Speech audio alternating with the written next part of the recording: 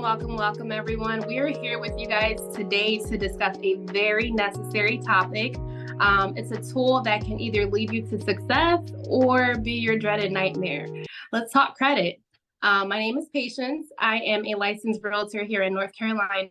I've been licensed since 2019. I have designations as a military relocation professional and have been awarded with my firm in 2022 as a multi-million-dollar professional. And my co-host is...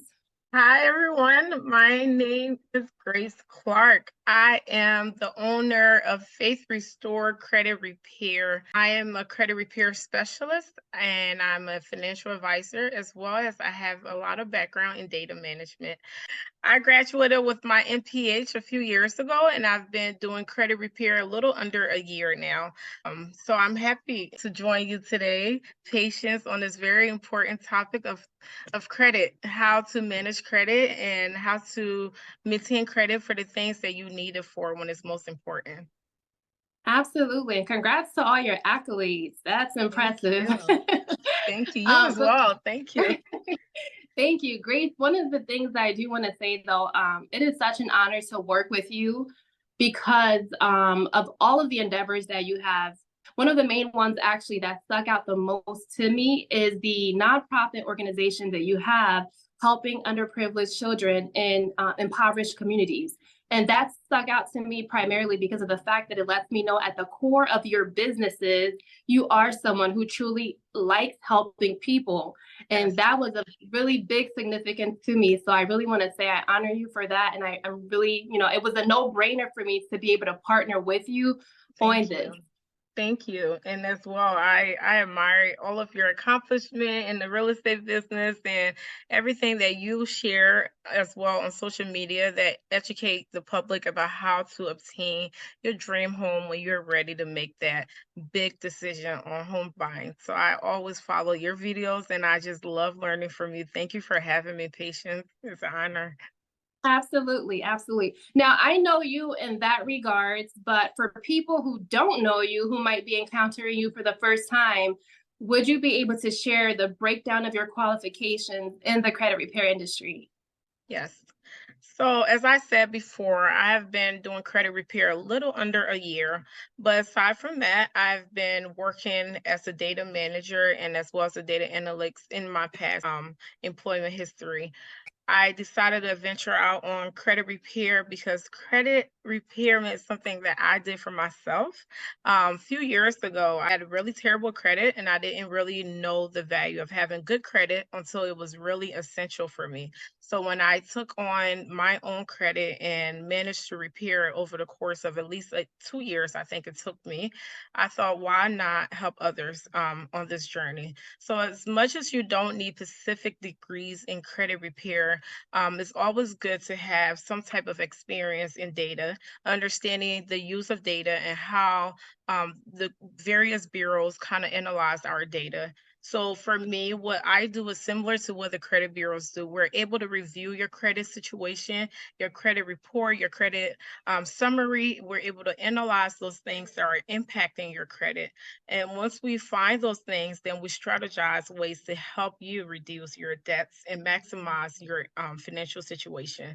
So overall, and that a great experience with my clients that I've been working with to help them achieve some things with their credit. Awesome. So one of the main things that I did here was that you have years of experience in financial advising, and I think that is extremely important, when you're guiding people, along this route of credit repair. So overview, we will be chatting about credit, building credit, how credit can be used to improve your financial situation and build generational wealth. Yes. Now, a lot of people do have a misconception of what credit is. Would you be able to give us more details on how credit scores are calculated? Yeah. So generally, your credit summary tells lenders the type of borrower that you are when it comes to borrowing from any lender. So they're looking at a 3-digit numeric number that indicates how risky of a borrower you are. And then they determine whether or not you're likely to pay them back if they were to approve you for whatever line of credit or whatever funding you're applying for. And not just your scores tells them this information. They're looking at your payment history. They're looking at the amount of debts you have. They're looking at the new credit, and these are anything that are considered hard inquiries or any accounts that you have active or even accounts that are closed. They are looking at all those accounts to see how well you were able to manage them over a period of time that you've had those accounts. They're also looking at your credit mix. So your credit mix is different types of credit you have. You have credit cards, you have student loans, you have home buying loans, and then you have maybe installment loans or any type of different types of funding that you may have on your credit report. So they want to see how well you can manage different types of funds. And then they look at the average length of your credit history. And this comes into play as in when you've had a long-standing history with a lender, and let's say you decided to move on and you don't no longer want to use that line of credit anymore, it's best for you to leave that account as it is. Over time, those information will still report good if you have a good history with that lender. If you've been making payments on time and you don't owe anything on that account, you're still going to get that good report, in which is going to factor into your score. So that length of credit history is very important. I myself have had accounts that I've had since 2012 when I was really immature about credit. And at the time, I paid off all of those accounts. And guess what? I closed them. And that was the worst thing to do, because now those accounts are no longer reporting all of my good behavior that I've had. And if you can imagine, from now to 2012, then that means I've been a great credit holder in history of my credit reporting.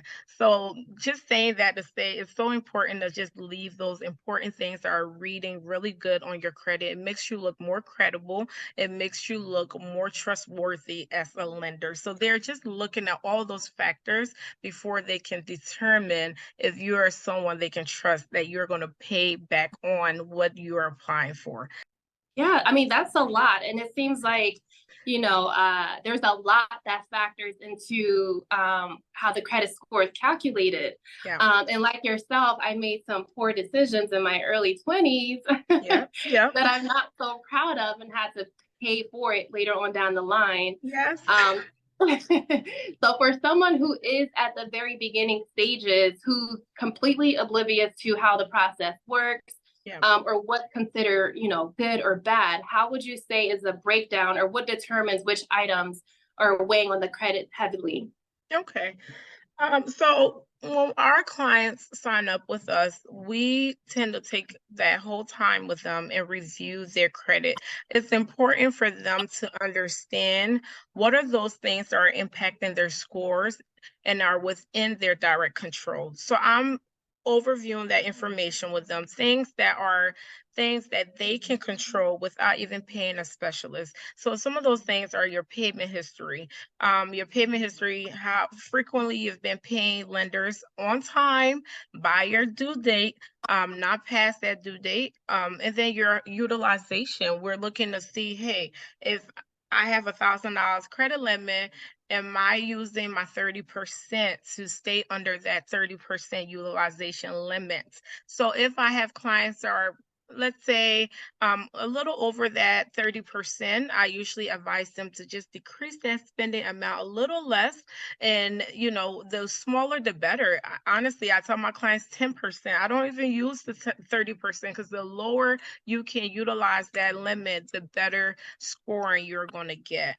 So those two things that they're really able to control, which, believe it or not, it makes up 65% of their score. You would think just two things out of all of those numbers, making up that significant amount. I prefer teaching my clients, because credit is something that you will have to deal with forever, as long as you're living in this country. And then the next thing we look at is things that are going to take the minimal effort to do. And these are things that clients are able to do on their own by having accounts with all three credit bureaus. And the three credit bureaus are Experian, Equifax, and TransUnion. Log into that account, you review that personal information. Any inaccurate information, whether it's the spelling of your name, your date of birth is incorrect, or your address isn't updated, any of that information are things we're looking to update. People have a lot of different things that are reading inaccurately. So we go in and we update that information. Once that information is updated, it usually takes about 30 days for the credit bureau to make that update in our favor. The reason why I said 30 days, because sometimes they can ask for more information. They can ask for more proof. They may need to see proof of address by a utility bill. They may want to see your driver's license to show proof of your name and so forth. Or they may ask for additional information when we're doing that process of updating your personal information. But those are things that you're capable of doing on your own, as long as you have an account with the bureaus. Then the next step, that you may need a credit repair specialist like myself, or if you're dedicated to learning this with me, I do teach my client the disputing process. Our disputing process happens after all of this is done, after we're able to update the personal information, because at that time now we're looking to see what information these old lenders or creditors have on us. And if that information no longer matches what we have updated it to, not what we applied and provided them, but what we have updated it to, they can no longer hold us liable. Now, I'm not saying that if, okay, I found my name is spelled wrong, I'm going to say that this is not mine. It's not that easy, because this is real money that these lenders are trying to get back. So they're going to be resistant to even letting it go. And this is why it takes a specialist, because we got to fight them against the law. We got to use the law in this case to make sure that they're aware they're breaking the law because they don't have the accurate information as required to hold us liable for that debt. So I just like to tell clients that this is definitely not a walk in the park. It does take some effort.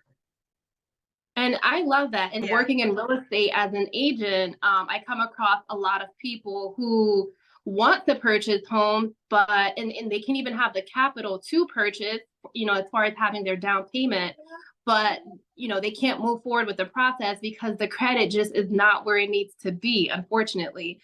So why a credit repair specialist? Because everyone doesn't have the knowledge, to do it, or they don't have the time. And this is where you come into place. So I just want to put that out there.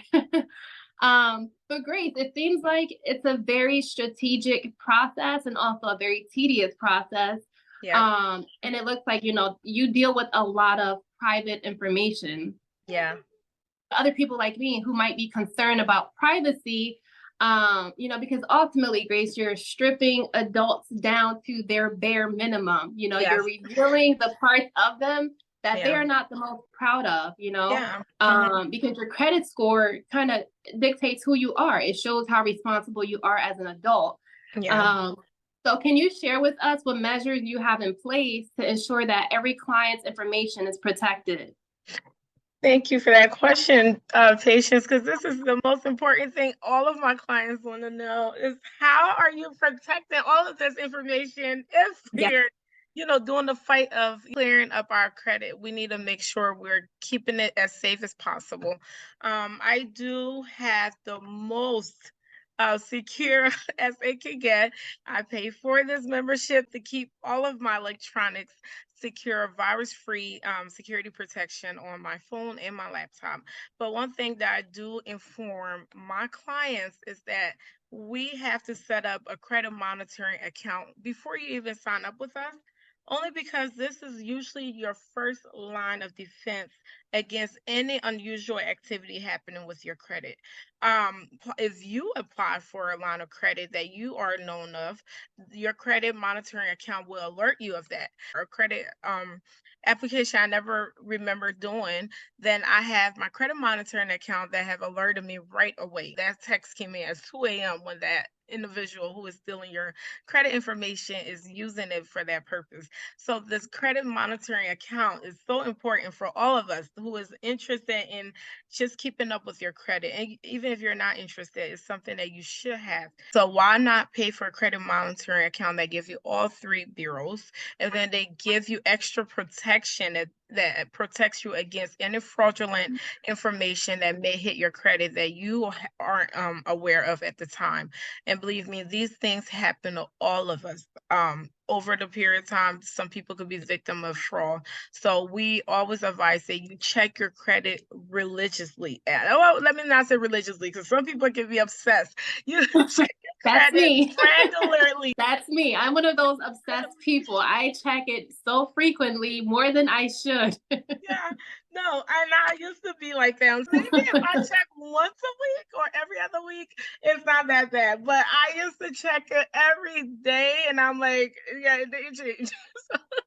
Yeah. No, you just need to check it regularly so you can see what is reporting to your credit. Because it Yeah. could be something that you are not aware of, and you could get ahead of it if you find out sooner than someone's trying to take that information and misuse it. Okay. Okay. Well, that's a huge relief for me because, security is everything. And I know for other people that are watching, it's Yes. probably like a big sigh to know that you do take the extra measures to Yeah. make sure that everyone's information is protected, because if the wrong person gets a hold of that, then it defeats the purpose. Yeah. So that's very settling. So for people who are moving along with the conversation and they want to move forward with it, what are some recommendations that you would say to prevent negative reporting on your credit? Okay. So what's important about preventing negative reporting is understanding all of your data points. When you understand the importance of the things that are reported on your credit, then you know how to get ahead of it. And one of the best way that you can understand your data points is calling your lender, calling your credit card company, calling whoever you are getting that funding from. They have all of the information you need. You shouldn't even be Googling this information because it can vary for anyone. Everybody has this information different based on, what accounts you have. But things that will be important for you to know and understand well are things such as your credit limits. And this is how much you have been approved for. So I applied for $1,000 line of credit and I got approved for $1,000 line of credit. Now, if I use my utilization limit of 30% and I use 300 of that 1,000, then my available balance, which is what's remaining on the balance after that usage, would be, let me not make myself embarrassed, $700. $700. So now, if I get to $700 halfway within a month, if I know I have $700 balance left on that card, I don't want to spend a penny more because I know any dollar over is going to report a higher utilization against my credit report. So I don't spend any more than that 30%, which is always good to stay at 10% because I know if I'm halfway within a month and I only use 10% of my card, I have 20 more percent to utilize before the month end, before that closing date. So that balance of what is remaining is what is going to be reported to your credit bureau. Now, your statement dates, this date is when they actually report the information, your usage, your payment history of the previous month, all of that gets reported at the statement date. So this is when your lender is reporting to the bureaus. Then your payment due date. This is when that bill is due. This is when the $300 that you utilized is due. And that date usually fall anywhere between 21 to 25 days after that statement date. And then most credit cards or most lenders do provide a grace period. They give you that grace period if you can get ahead of paying your bill at any amount you can contribute to that bill. That's what they're going to report. So knowing all of those dates, and as much as they sound like a lot of dates, they're really not because they all kind of work along with each other. If you just keep certain information, keep up with that statement date, make that payment, you have no problem reporting positive or good reporting to the credit bureaus. So That's pretty much what is really important for you to know. Wow, that is a lot of information. Thank you. And but that's what we have you for, right? If Yeah.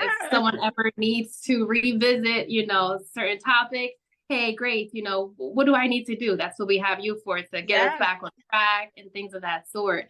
And I do definitely. want to say I have already started referring clients to Grace. She is working with a few people of mine that I Yeah. referred, and they have already started seeing changes in their credit. Yeah. So the process works. I want to say Yes. that you have someone trusted in your corner.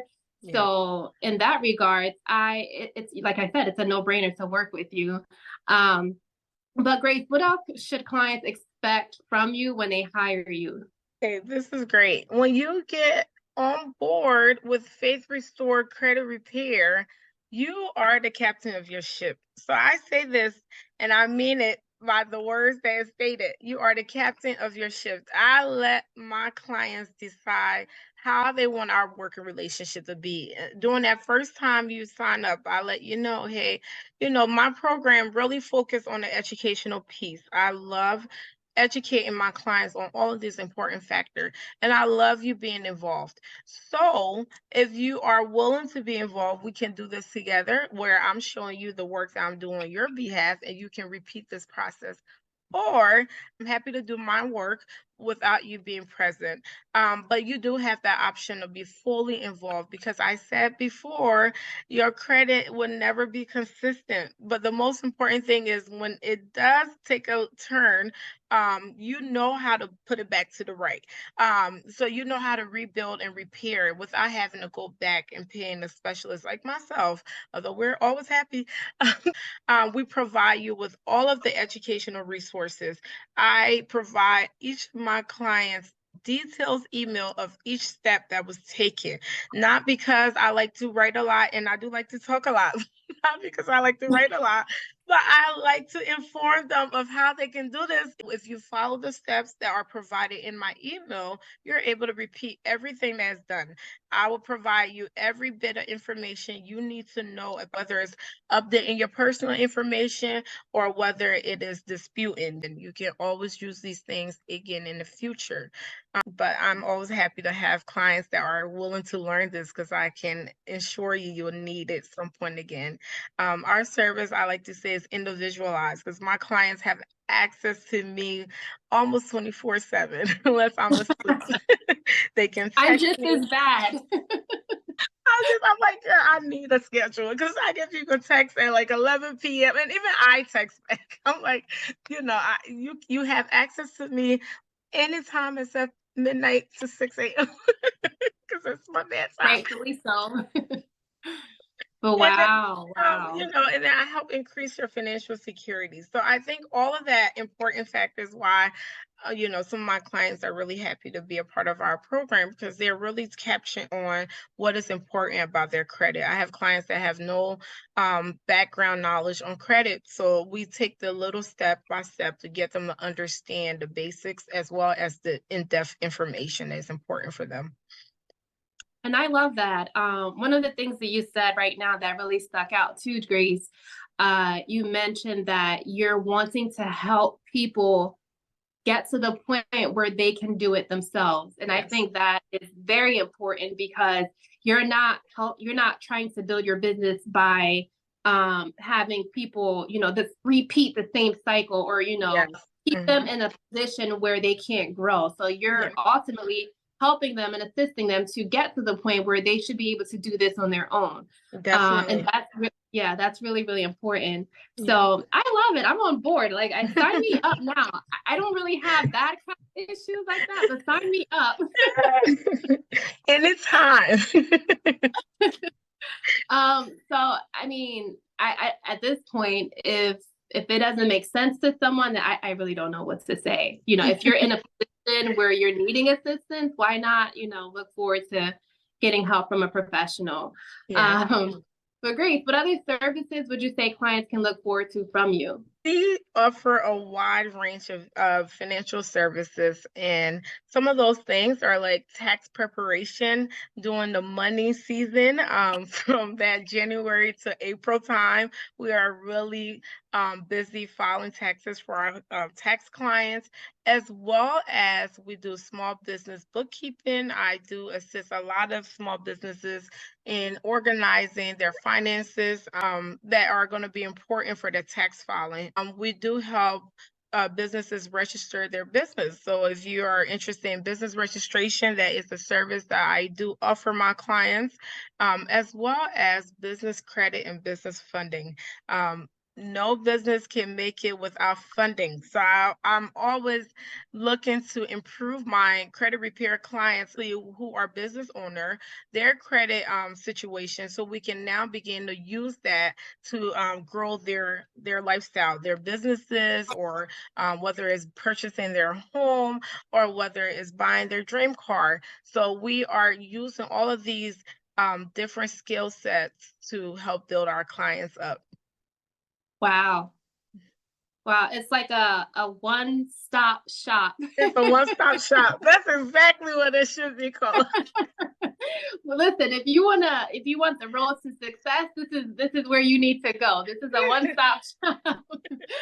But I love that. I love that. So to summarize everything that, Grace, taught us today, we want to remember 60% of our credit management is within the consumer's control. Know your dates, as Grace said, and keep that utilization under 30%. Grace, you can chime in to reiterate some of the things that you said. Yeah. So other things that are also great for you to do is check your credit scores regularly. And I said religiously before, but no, regularly. I gotta close my ears for this one. Check it regularly so you are Okay. keeping up to date on those things that are impacting your score.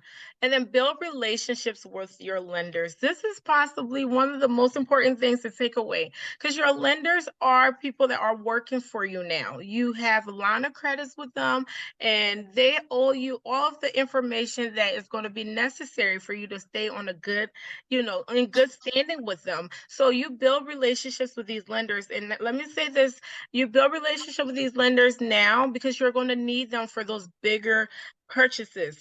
One thing that I do inform my clients is, like, for example, if we know we have a line of credit with a lender who is really great for home buying, we are looking to really meet up their expectations, whether it's just them approving us for a $500 secure credit card when we start the process on building their credit.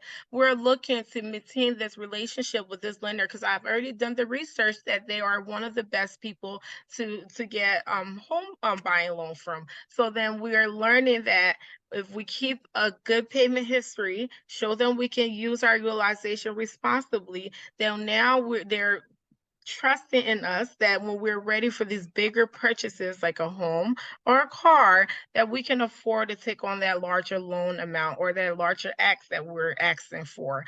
So these things are going to be your key factor into just building up your credit situation as much as possible. So you say keep a rapport with the lenders. So when I owe on my credit card, I shouldn't just ignore them or act like No, I have been there. And let's say this, us credit repair specialists, we don't have perfect scores all of the time. Our scores, just like yours, go up and down. But for me, I use my score when I need it. So I work my way up to the high 700s and I use it for what it's intended for, and I keep working it back up. So your score would never be consistently the same every time. But Right. if you are able to at least keep this relationship with your lenders and have them educate you on what are important things that they're looking at when they're reporting your information to the credit bureaus, then they're your best source of education, to be honest, when it comes to their individual line of credits. So by all means, if you feel like, hey, I spend my $300 this month and I'm not able to make that full balance, your credit card have a minimum balance that you can pay You pay that minimum balance due, it's still going to report as on-time payment. That on-time payment is what you are getting graded for. But what is important to know, the remaining balance will carry over interest. So we try to decrease that interest level that is going to be carried over. So you might want to make multiple payments before that interest accumulates. But if you ever are falling short on your credit card bills or any bill of that matter, call your lenders. They have options, they have ways. There are even plans that you can pay over time, over a period of 6 months. They can extend those period for grace period even larger.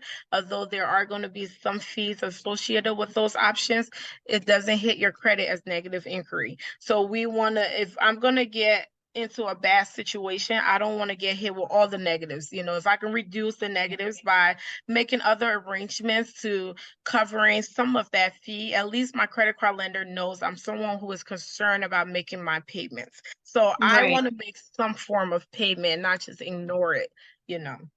Right, right. And I was kidding about that, but the 19-year-old me, the 19-year-old, the 20-year-old would just ignore it and act like that payment was not due and pay it when I Yeah. had it.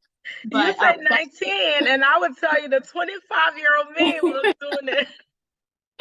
so that's good to know that, I don't think a lot of people realize that you can actually call your lenders and try to, situate something with them so that Yeah. you're not falling into the negatives, like Grace said. Yes. So yeah, that's really, really great to know.